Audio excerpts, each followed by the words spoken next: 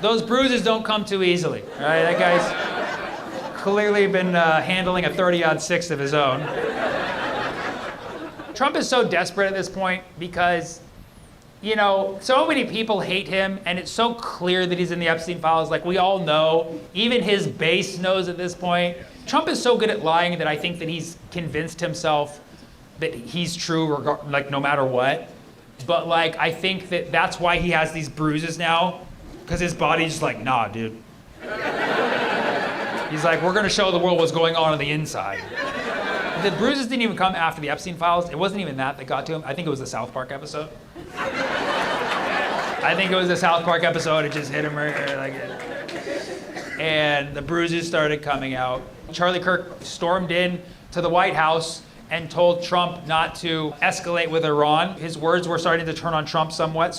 And he was demanding the release of the Epstein files. Charlie Kirk, you have to understand, he was the most influential and powerful conservative commentator, especially with the youth, which is their only hope for the future. And so again, even if it wasn't Trump, he deserves an allegation. Fuck him. He's not getting punished for so many of his other allegations. Why not just throw another one in there? Okay, and you can't remove me. I'm not on ABC.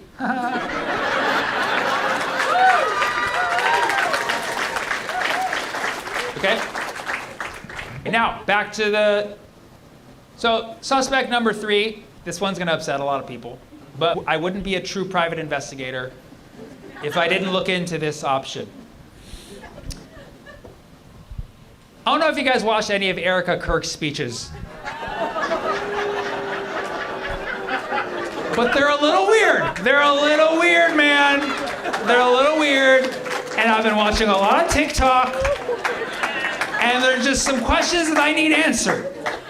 Okay, now, I'm perfectly willing to acknowledge Erica Kirk. She's the wife of Charlie Kirk.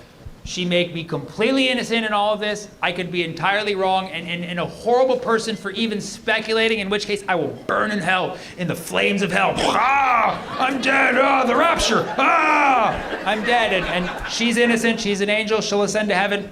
Great, right? The Creator will settle the score. Okay? But in the meantime, it's looking a little weird, man.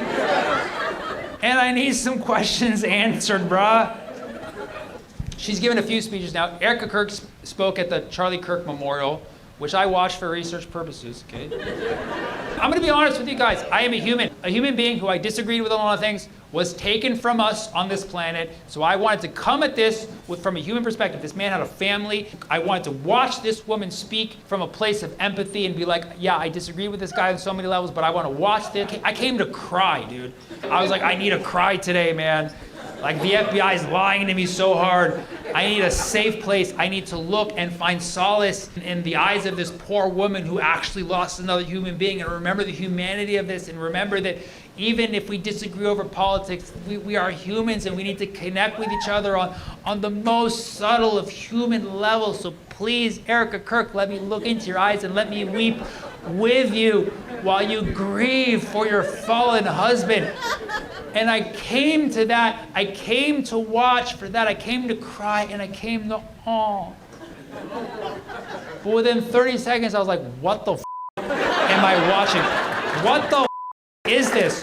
Why is she laughing? She was literally sniggering. And Charlie, like, she's like, I know he's somewhere. Like, it was like, is he alive? Tell us.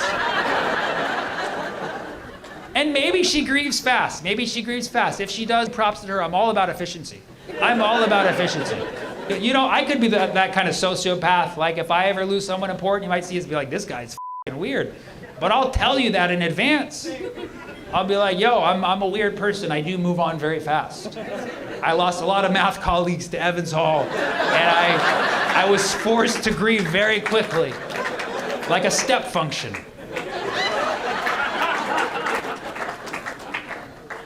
And so maybe she grieves fast, and maybe that's just, maybe everybody's different, and I could be totally wrong. And again, I'm gonna burn in hell. I'm dead. I'm already dead. But while I'm still alive, why was she snickering during this performance? Why did she seem so chill about everything? Why is she now fully taken over Charlie's company and already doing podcasts? It hasn't even been in 3 weeks, okay? And she's already taken over the company doing podcasts, like smiling, snickering. And it just seems to me, just from a very basic impression, that either Charlie Kirk is still alive or she killed him. Those are the only two logical explanations in my mind. And again, you can be mad at me, but listen, when it comes to homicides, the spouse is always the first suspect. They're always the first suspect. There is literally statistics that show that 60% of the time someone's killed, it's the person they're in a relationship with. 60% in the world. In fact, in marriages in the United States, 34% of the time a wife dies, it's the husband. 34%. 1/3 of the time, if a wife dies, it's the f***ing husband. And guess what? If a husband dies, yeah, sorry, that's...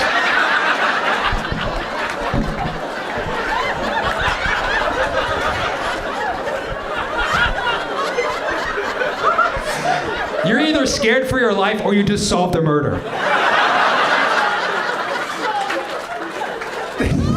He's like, oh shit, I'm so dead tonight, dude.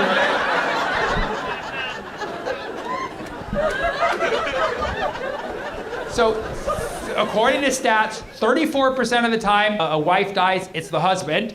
Okay, I don't know what the stats are for the gay community. I don't know. It could be like 60. I don't know. 34% of the time a wife dies, it is the husband. And when a husband dies, 6% of the time it's the wife. Good job, ladies. Good job for being left. However, the stat says it's 6% of the time it's the wife who killed the husband. But this is not including proxy murders where the wife hired someone. Oh, convenient. That's like most of them, dude. Rarely she does it herself, man. Let's be honest. There's no stat for that, apparently. Apparently, how convenient. There's no stat for spousal proxy murders. But the global stat is, if somebody dies who's in a relationship, 60% of the time, it has something to do with the person they're in the relationship with. So can we at least not be curious about that stat? In this case, the biggest assassination of our lifetime, whether you like it or not. Okay, now I know, some be like, oh my God, this is so cold. You're analyzing a shooting by statistics. Well, that's kind of what Charlie did for a living. So I don't know if you noticed, anytime they talking about shootings, Charlie was like, well, 30% of the time it's gang violence, and you gotta factor that in, you know? So, you know, I'm just saying, Charlie's up there being like, good man, you know?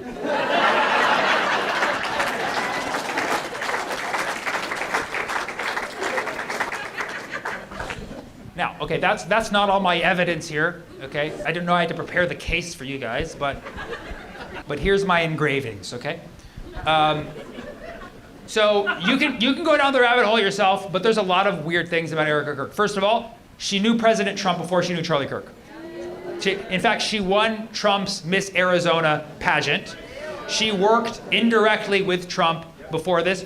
Both of her parents are involved in government operations. I believe her father was involved in Raytheon, direct like arms deals with Israel. Her mom worked for the Department of Defense. She's literally born inside of the government, okay? And she won Trump's pageant, okay? And for a while, she was part of like either the founding or the ownership of, or her family owned, or the people she worked with.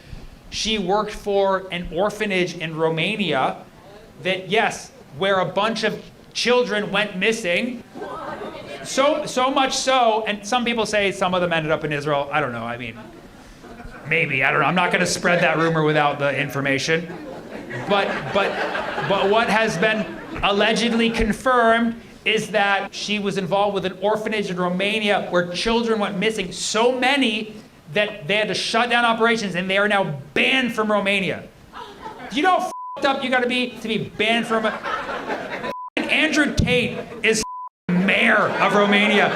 You gotta be, to be banned from Romania, you gotta lose a lot of kids, okay?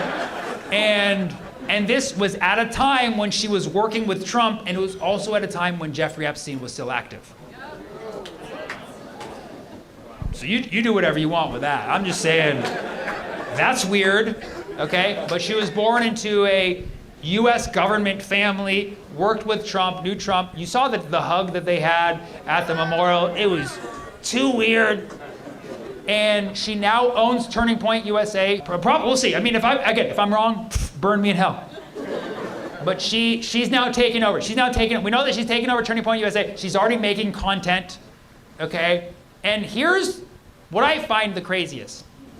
When she met Charlie Kirk, it was not on a dating app. It was not at a bar. It was at a job interview. She went in to interview for a position at Turning Point USA. That's how she met Charlie Kirk. She showed up for an interview.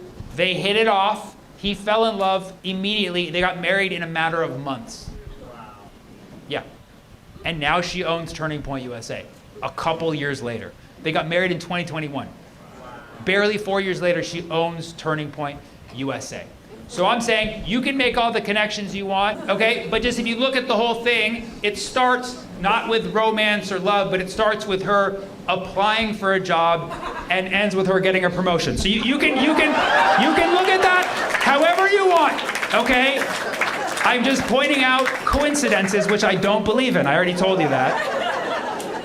The thing is that sometimes you need to take the red pill and go down the rabbit hole because your government's not going to do it for you.